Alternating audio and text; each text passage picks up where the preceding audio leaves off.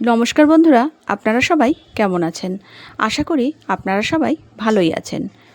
দেখুন, এখানে আমি নিয়ে নিয়েছি লাল শাক, আর শাকটাকে কিন্তু আমি ধুয়ে বেছে পরিষ্কার করে নিয়েছি। আজ বানাবো অনুষ্ঠান বাড়ির মতো লাল শাক। আপনারা দেখতে থাকুন। তার জন্য প্রথমে আমি এখানে নিয়ে নিয়েছি একটা কড়াই। কড়াইটাকে ভালো করে গরম করে নিয়েছি, আর এর মধ্যে আমি দিয়ে দিলাম পোস্ত। 2 চামচ পোস্ত দিয়ে দিয়েছি। পোস্তটাকে আমি শুকনো কড়াইতে একটু ভেজে নেব।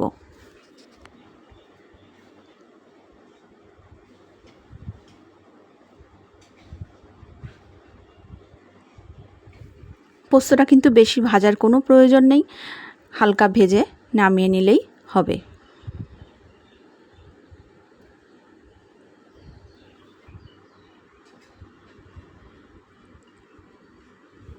পোস্তটা কিন্তু আমি ভেজে নামিয়ে নিয়েছি। এরপর আমি এর মধ্যে দিয়ে দেব তিল, সাদা তিল। তিলটাকেও ঠিক একই রকমভাবে আমি হালকা ভেজে নেব। বেশি ভাজলে কিন্তু তিলটা পোড়া লেগে যেতে পারে, সেই জন্য বেশি ভাজার কোনো প্রয়োজন নেই, হালকা ভেজে নামিয়ে নিলেই হবে।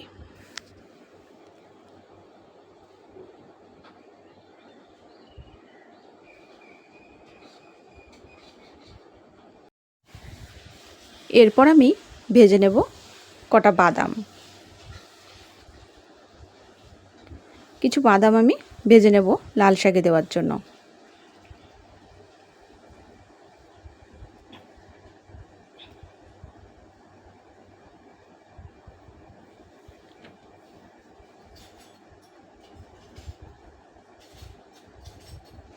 বাদামটাও কিন্তু বেশি ভাজার কোনো প্রয়োজন নেই, তাহলে কিন্তু পুড়ে যেতে পারে।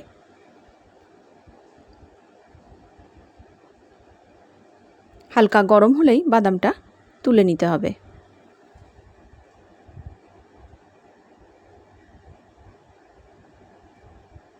আমি লাল শাকের মধ্যে বাদামটা একটু গুঁড়ো করে দেব বলে তাই বাদামটাকে একটু হালকা গরম করে নিলাম, তাহলে গুঁড়ো করে নিতে সুবিধা হবে। এরপর দেখুন, বাড়িতে আমি যে বড়িগুলো দিয়েছিলাম সেই বড়ির কয়েকটা বড়ি আমি লাল শাকের মধ্যে দেব। তার জন্য আমি এখানে বড়িটা ভেজে নিচ্ছি। আর একটা ছোট্ট টিপস আপনাদের সঙ্গে শেয়ার করছি, যেটা বড়ি ভাজার সময় দেখবেন অনেকটা তেল লাগে, কিন্তু তার জন্য আপনারা যদি বড়ি ভাজার আগে শুকনো কড়াইতে বড়িগুলোকে এভাবে ভেজে নিতে পারেন, তারপর তেল দিয়ে বড়িটাকে ভাজবেন, দেখবেন তেল কম লাগবে। আমি কিন্তু বাড়িতে দেখেছি এভাবে ভেজে তেল লাগে। প্রথমেই তেলে দিয়ে বড়িগুলো ভাজলে কিন্তু তেলটা বেশি লাগে, তার জন্য শুকনো কড়াইতে বড়িগুলো আগের থেকে ভেজে নিয়ে তারপর যদি তেল দিয়ে ভাজা হয় তাহলে কিন্তু তেল অনেকটাই কম লাগে। একটা ছোট টিপস আপনাদের সঙ্গে শেয়ার করলাম। তারপর দেখুন, আমি কড়াইতে তেল দিয়ে শুকনো লঙ্কা আর রসুন থেতো করে দিয়ে দিয়েছি, আর রসুন আর শুকনো লঙ্কাটাকে আমি একটু ভালো করে গরম করে নিয়েছি। তারপর আমি ওটাকে তুলে নিলাম। এরপর লাল শাকের জন্য আমি এখানে কেটে নিয়েছি সিম, আলু, বেগুন। তারপর দেখুন, আলুটাকে আমি দিয়ে দিলাম। আলুটা হালকা লাল লাল করে ভেজে নেব। আলু ভাজতে ভাজতেই এর মধ্যে আমি দিয়ে দেব লবণ এবং হলুদ।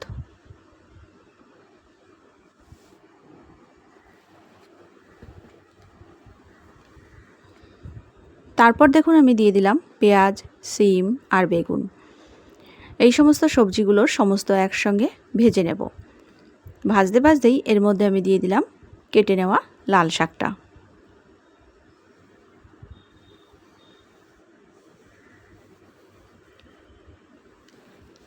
তারপর দেখুন, আমি একটু ঢাকা দিয়ে দিলাম।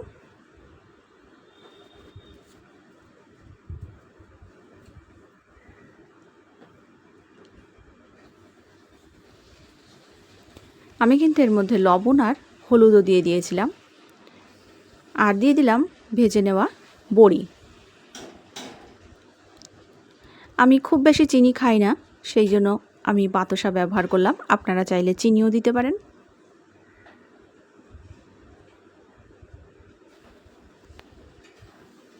এরপর আবারও আমি ঢেকে রান্না করব।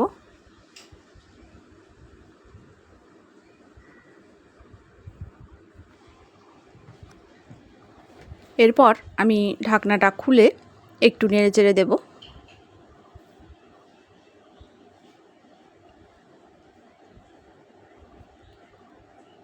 তারপর এর মধ্যে দিয়ে দিলাম সেই ভেজে নেওয়া রসুন আর শুকনো লঙ্কাটা, যেটা আমি ভেজে তুলে রেখেছিলাম। আমি কিন্তু রসুন আর শুকনো লঙ্কা যেটা সোমবার দিয়েছিলাম সেটা কিন্তু আমি লাল শাকের মধ্যে দিইনি। লাল শাকের মধ্যে কিন্তু আমি নামানোর আগে আগে দিলাম। আর আপনারাও বাড়িতে এভাবে করে খেয়ে দেখবেন, সত্যি খুবই কিন্তু খেতে সুন্দর হয়। তার জন্য আপনাদের সঙ্গে এটা আমি শেয়ার করলাম।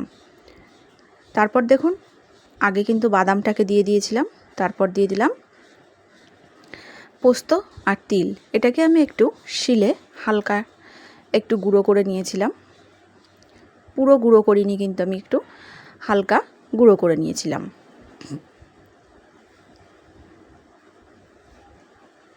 বন্ধুরা, আমি ঠিক যেভাবে রান্না করলাম আপনারাও এভাবেই রান্না করবেন বাড়িতে, দেখবেন ঠিক অনুষ্ঠান বাড়ির মতনই খেতে কিন্তু স্বাদ হয়। আর রসুনটা সোমবার দিয়েই, তার মধ্যে লাল শাকটা দেবেন না, রসুনটা সোমবার দিয়ে তুলে রেখে দেবেন, রসুনটা পরে দেবেন। দেখুন আমার লাল শাকটা কিন্তু রেডি হয়ে গেছে। এভাবে আপনারাও বাড়িতে রান্না করে খেয়ে দেখতে পারেন। এরপর আমি রান্নাটা সেরে চলে এসেছি বেলের শরবত করতে। বন্ধুরা, এই গরমে বেলের শরবত বা ঠান্ডা কোনো কিছু খেতে কিন্তু খুবই ভালো লাগে, তাই আমি এখানে বেলের শরবত বানাবো। দেখুন, আমি বেলের শরবত বানানোর জন্য এখানে একটা বেল নিয়ে নিয়েছি। বেলটাকে গামলার মধ্যে তুলে নেব।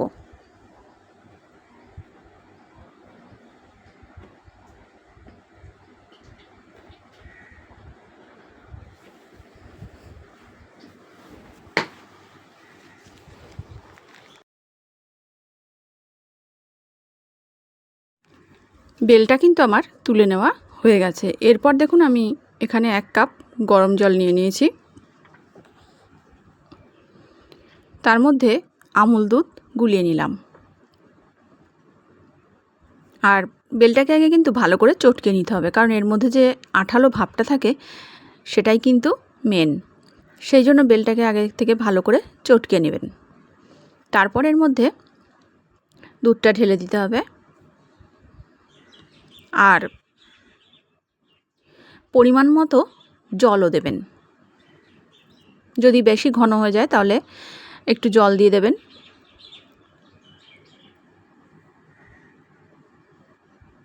আমি আগে একটু জল দিয়ে ভালো করে বেলটাকে চটকে নেব।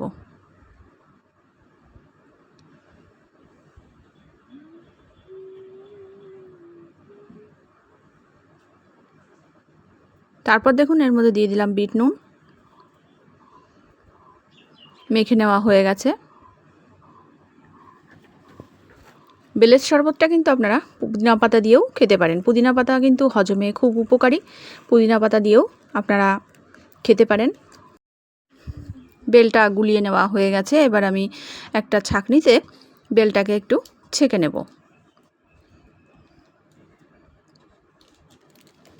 বেলটা যদি এভাবে ছেঁকে নেওয়া যায় তাহলে কিন্তু খেতে ভালোই লাগে, কারণ মুখের মধ্যে কিন্তু তাহলে কোনো আঁশ বা দানা পড়বে না। সেই জন্য বেলটাকে একটু ছেঁকে নিতে হয়। তারপর দেখুন, আমি এখানে একটা বাটিতে গন্ধরাজ লেবুর পাতা আর নিয়েছি কিছুটা পুদিনা পাতা। পুদিনা পাতাগুলোকে আমি একটু থেতো করে নেব। ধুয়ে নিলাম, এবার একটু থেতো করে নেব।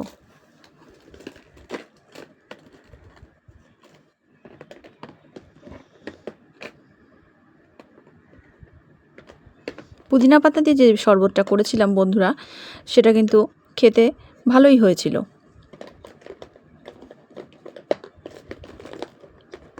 আর পুদিনা পাতা কিন্তু খাওয়া স্বাস্থ্যের পক্ষে খুবই ভালো।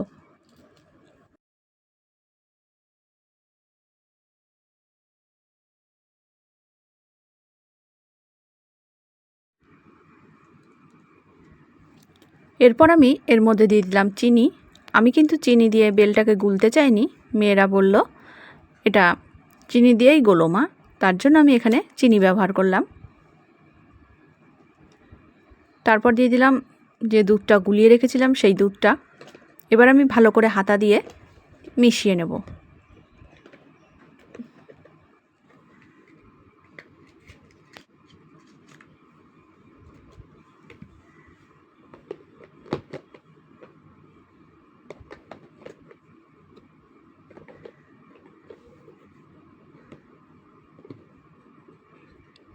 আবারও একটু বিট নুন দিয়ে দিলাম।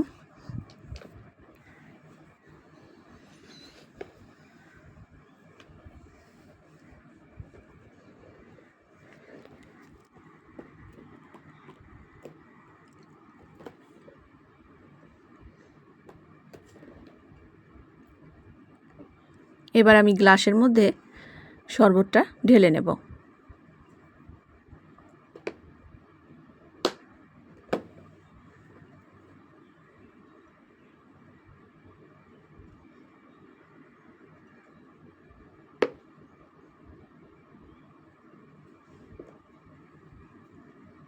এই যে পুদিনা পাতাটা আমি থেতো করে নিয়েছি সেটা এবার এই গ্লাসটার মধ্যে দিয়ে দেব।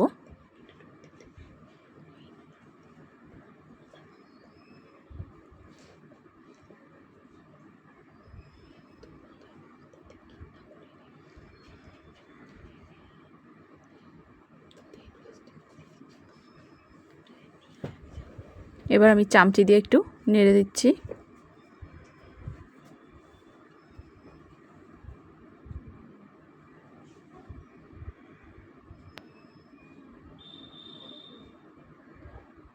এরপর ওপরে একটা পুদিনা পাতা দিয়ে দিলাম। তারপর দেখুন আরেকটু যে বেলগোলাটা রয়েছে তার মধ্যে আমি দিয়ে দিলাম লেবু পাতা।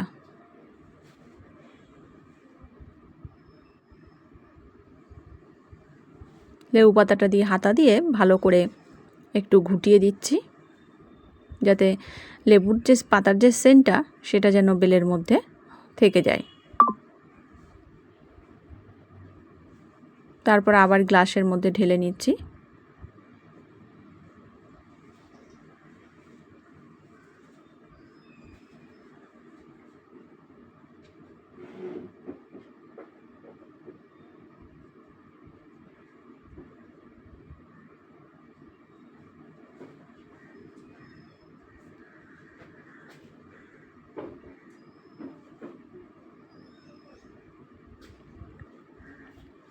দেখুন আমার কিন্তু বেলের শরবতটা সার্ভ করে নেওয়া হয়ে গেছে।